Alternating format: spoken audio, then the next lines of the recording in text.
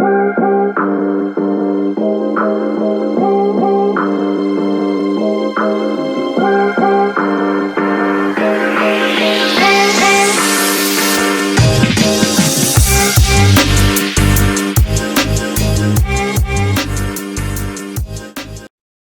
what is going on, everybody? Welcome back to Halfback Dynasty.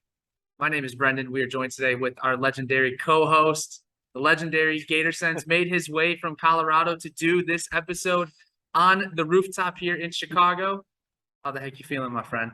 Brendan, I'm feeling great. It's been a great trip, great weather, great hospitality by you. I'm feeling good, man. I'm ready for some football tomorrow. I'll be on a plane bright and early. Should be home in my living room for Red Zone. So that's all that matters. Feeling good. Not feeling good about my team still, but feeling great in Chicago.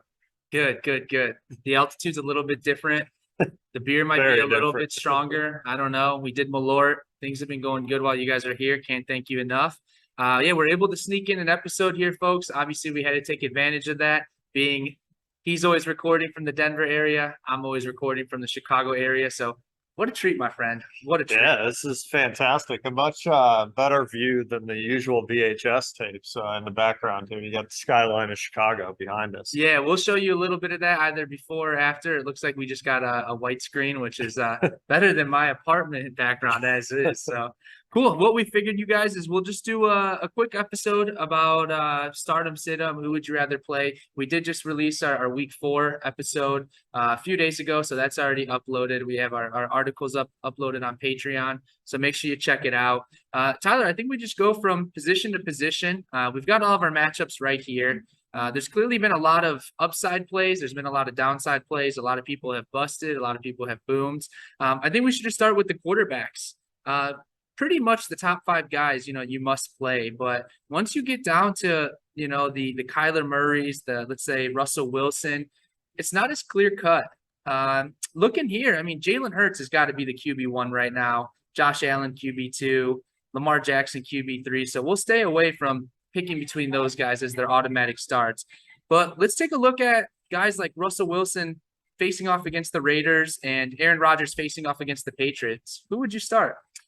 I would probably go with Wilson. I mean, I think obviously Wilson's new to the rivalry, but that's a huge rivalry game with the Raiders. I know they've moved to Vegas, but as a Denver native, it's the Raiders have always been a huge rivalry. So I think this might be the week that Wilson finally comes out, finally gets rolling. I think there's going to be a decent amount of scoring. I mean, Denver's D is tough, whereas the Raiders D is not very good so far. So I would gamble on Wilson there. Judy's going to be a week more healthy now. It seems like, he got off to the really hot start 2 years ago and then got hurt in the fourth quarter of that game. He got off to a really good start this year, then got hurt early in game 2. So working his way back, but I think Judy being back fully healthy, hopefully, and Sutton, I expect Wilson to finally show up a little bit. Sure. It wouldn't be out of the ballpark to assume that some owners have Jerry Judy and Courtland Sutton on their roster. Both of those guys could see a big week, but if you had to start one, who would you start this week? I mean, until we see a little bit more consistency, I think you still roll Sutton. My heart would always want to play Judy. And I mean, Judy showed what he can do in week 1, even with, an underthrow that he took to the house. But, Judy needs to show more consistency. You got to make sure he can get through multiple games. The guy's really struggled with injuries. And the target share for Sutton was huge last week, even with Judy in the lineup. So I think you roll Sutton between the two.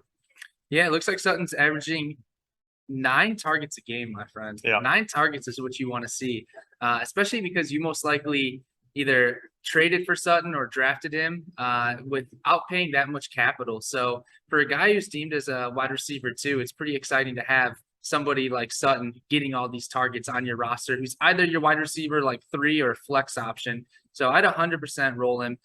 Jerry Judy, I actually think will have a breakout game. He's got to have one soon. Raiders have not been that good this year. I think Russell Wilson also has to have a prove it game because he's getting booed out in Denver, man. He's getting booed on his home field. And at a certain point, you just have to air it out and you got to be able to start tossing the rock.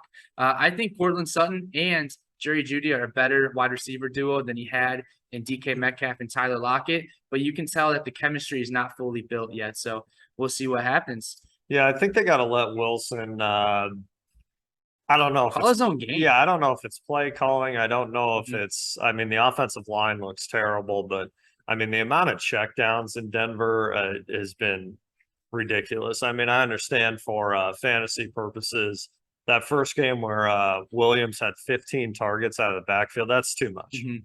Way too And much. Javante You owners know. got excited week Yeah, one. I mean that's huge for the fantasy side, but I Mhm. mean that's not what you want. Mhm. 15 targets for a running back is insane. Yeah, it's wild. Definitely not sustainable. Your top pass catching RBs weren't even getting that No, many yeah, that's a targets lot. a game. So okay, let's pivot to running backs. I'm a big proponent of never rostering anyone from San Francisco. The writing was on the wall with Elijah Mitchell getting injured. It happens literally every single year. They have 2 to 3 injuries within their backfield. But it looks like Jeff Wilson Jr. Has a tough matchup against the Rams, but he's been performing pretty well. I mean, I think, let me pull up his statistics real quick. Yeah, 18 carries in week 2, 12 carries in week 3. Averaged about 80 yards both those games. He's a player that I think is a safe flex play this week, even against a stout defense. Would you agree? Yeah, I mean he's getting the volume, which is great. I mean, obviously, with Lance getting injured, you know what San Francisco is going to do. Jimmy Garoppolo is not a dynamic quarterback. They're going to throw a little check downs, short yardage, but they're going to run a lot. The only thing, kind of like you mentioned about Mitchell, is Jeff Wilson always gets hurt. It's when is he going to get hurt? But Probably this week. yeah, as long as he's on the field, even in a tough matchup, you know the volume's going to be there. And we've talked about it a lot. Half the time for running backs, the volume's really all that matters. You just need touches. And, you know, I kind of went on a rant last week about running back touches. So if you got a guy that's averaging 15 touches a game on the ground, I don't think you can ask for much more. You can't. And additionally, he's for sure a guy you probably either stashed a long time ago or you picked him up off the waivers. So you're getting free points at that rate, especially at a running back position that changes so frequently due to injuries and different matchups. So which is a good call on picking him up for free. You know, Wilson's a great player to flip. You know, if I think even as a contender, I don't know if he gives you enough floor or is safe enough. When are they going to go to Jordan Mason? When is Mitchell just going to come back? Tyrion Davis Price. I mean, even as a contender, if you can flip him for an early second, hypothetically, I would jump all over that. Yeah, especially if you're looking to trade him to the Mitchell owner. That's one thing I always do. As I mentioned in the past, rebuilding in leagues is so much fun because you don't really have to be as careful with your waiver spending. You just pick up guys who produce or who fill in and then automatically trade them. Imagine the folks that, you know, had James Robinson on waivers, which most leagues probably had him rostered, but there's probably some shallower leagues. Picking up James Robinson, you could probably sell him for a first again. Like it's those windows of opportunities that you have to take advantage of to really strengthen your assets for rebuilding. And it's a lot more fun spending your money on players that you're never going to use in the future. And you get a little more freedom and a little less anxiety being able to pick them up. I got 2 pick to clicks this week, 2 backup running backs getting the start. Both these RBs have shown that they can play big time. That's Khalil Herbert against the New York Giants. It's looking like Herbert could actually be, you know, the 1A to David Montgomery's 1B when Montgomery returns because he looks explosive. And clearly the Bears do not want to let Fields throw the ball. They're only letting him toss the ball like 14, 15 times a game, which is just awful. In fact, they have the least amount of pass attempts in like the past 20 years. It's ridiculous through 3 games. Another one, Jamal Williams, no surprise there. He produces when when Swift is in the game, he takes away touchdowns, but now he's getting that volume. We could probably expect maybe 15 carries for each of those guys, and he should ball out. So again, waiver wire ads that pretty much cost you nothing that you can let them have a big game and trade them. How do you feel about Ezekiel Elliott? I know you're not a big fan, but Ezekiel Elliott, Josh Jacobs, kind of that tier of running backs. I mean, Elliott's just so hit or miss right now because I mean he looked better last week. But at the same time, you know, Pollard was heavily involved. So I think Zeke I think I'm not a big Pollard guy. I've said that many times, but I think at this point, Pollard is a bit safer than Mhm. Zeke. I wouldn't feel great about either one of them, but they've actually both been decent since Rush came in. Obviously, better than with Prescott. Obviously, that was just a few quarters, Cooper but Rush 3-0, baby. yeah, I mean, they've looked different with Rush. So I think you start Zeke unless you're Mhm. very, very deep because, based on a build that has Zeke, he's probably been your RB1 for so long that Mhm. you probably have not focused much there. So he's probably a must start. He's just Jake, a big name, man. yeah, Big and name I at this mean, point. Jacobs is getting volume, which has been really positive to see. He's just not doing as much with it. Mhm. But again, volume's king. Kind of in that weird tier. I mean, Pierce is probably one of the better plays this Mhm. week. He's getting more and more work. He's done fairly well with his workload. And, if he starts getting in the end zone, he's gonna be putting up, 15 to 20 a week, which, Mhm. for a running back in nowadays is a big deal. Mhm. So, he's flirted with 100 last week, but 20 carries last week, that's a lot of carries. It's a So ton. um, I think he's a guy I've been trying to acquire in a RB needy team in our big league. Mhm. Been trying to acquire him all week. I think he's a player that might cost a little bit more than you want to give, but if he hits, you're not going to be able to get him. So Mhm. Yeah. Yeah. He's a guy that most likely went third round in the rookie drafts. I'd be cautious of him sure, dynasty wise this year. I can understand, but if you look at third round draft picks, like rookie draft picks or like fourth round NFL picks or later, they tend to get replaced very easily, even absolutely. even if they produce pretty well. So he's a guy that I'd go after, if you need a contending piece, but he's 100% a sell in my books. I don't know. I don't see him being the guy in Houston when they're ready to contend. They're gonna be in a rebuild for a few years, so maybe he's got a couple years. But come time to contend, I think that he's going to be off the team or they'll be trading him. Some other running backs that I kind of feel that way about. I think we're getting really close to the edge. I'm not really trusting Antonio Gibson too much longer. No, I'm not really trusting Damian Harris with the emergence of Ramondre Stevenson. I am trusting though Brees Hall to emerge ahead of Michael Carter Jr. Brees Hall, he isn't getting as much work as we'd like, but they're easing him in. One thing that was super, super great to see was last week against Cincinnati, he had 11 receiving targets. That's big time for a running back. And for a rookie running back to receive that much work, that's what you want in fantasy football. You want a dual threat running back that catches passes, especially if you're playing in a PPR league. Don't panic on Brees Hall. He's actually my other pick to click. I'll make a TikTok about them today. Brees Hall, Khalil Herbert, both going to have a massive week. You can put it in the books.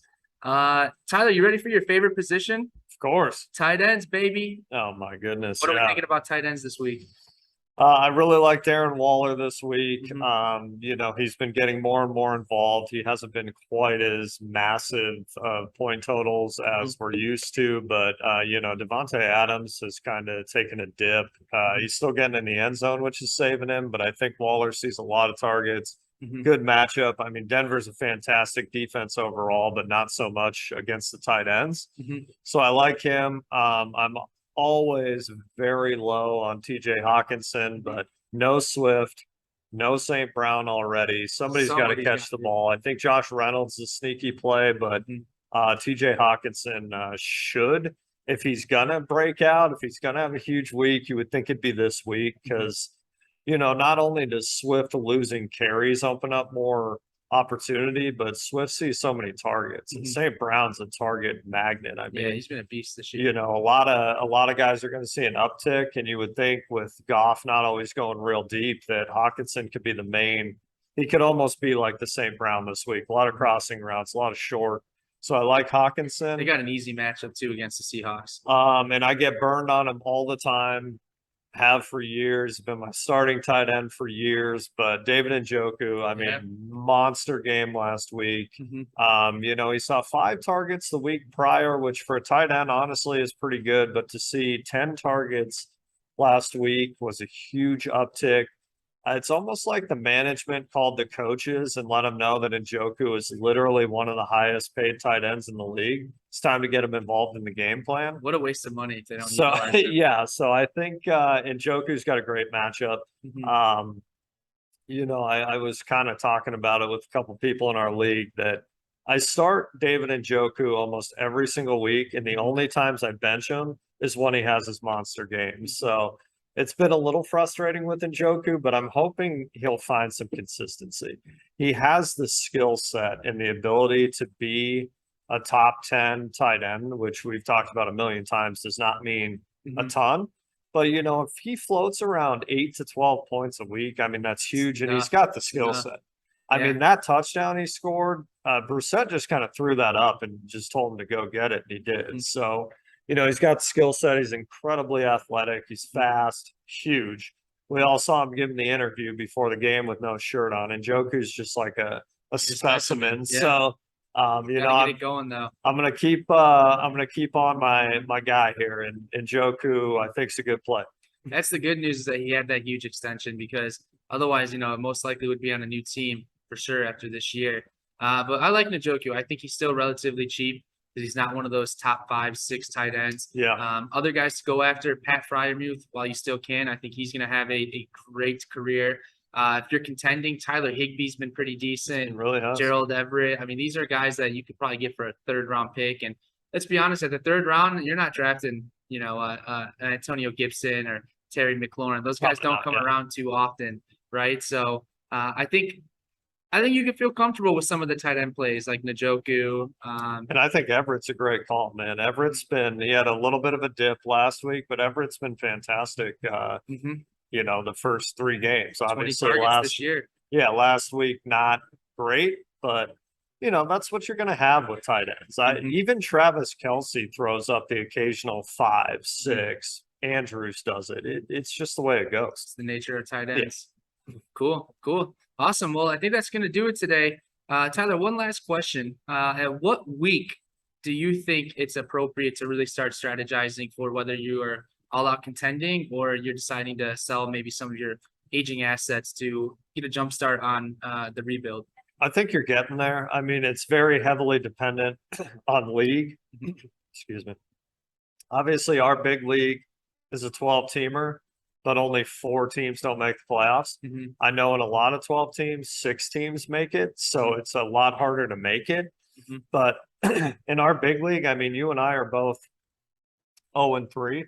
I mean, you sold out for a rebuild. You expected to be at this point. 2023 1st-round picks, baby. Whereas my team on paper is still pretty solid. So I think, it's a big week for me. At 1-3, when you only have 4 teams that don't make the playoffs, you're still in the mix. 0-4, you're falling out. So I think after this week and week 5, you got to take a hard look in the mirror and a realistic look in the mirror. And some of the guys we talked about, Zeke, Delvin Cook, Eckler, CMC, if you're going the wrong way, you got to get out on these guys, because you could say, well, what if they hit again next year? It doesn't matter. They're all going to be 27, 28.